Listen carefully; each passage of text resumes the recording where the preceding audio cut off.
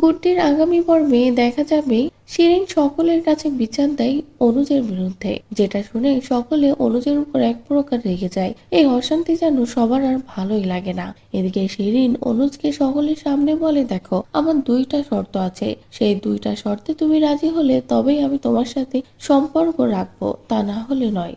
যেটা শুনে সকলে অবাক হয়ে যায়। এরপরেই শিরিন অনুজকে বলে, প্রথমত তুমি গুড্ডির সাথে আর কোনো যোগাযোগ করতে পারবে না, ওর সাথে তোমার বিন্দু মাত্র যোগাযোগ থাকবে না। আর যে ট্রান্সফারটা তুমি এখনো নেওনি, সেই ট্রান্সফারটা এবার তোমার নিতে হবে। এই শহর থেকে আমি অনেক দূরে সরে যেতে চাই, এই শহরে আমি আর থাকতে চাই না বলেই শিরিন বলে, এবার বলো তুমি তুমি আমার শর্তে রাজি? তখনই অনুজ সকলের সামনে এক কথায় বলে দেয় না। যেটা শুনে তো শিরিন পুরো অবাক হয়ে যায়। শিরিন ভেবে পায় না কিভাবে অনুজকে নিজের কাছে টানবে, কিভাবে বা গুড্ডির থেকে সরাবে। তো বন্ধুরা, অনুজ আর গুড্ডিকে কি কোনোভাবেই আলাদা করতে পারবে শিরিন? আপনাদের ঠিক কি মনে হচ্ছে তা অবশ্যই কমেন্ট করে জানিয়ে দিন। পরবর্তী আপডেট পেতে চ্যানেলটি সাবস্ক্রাইব করুন।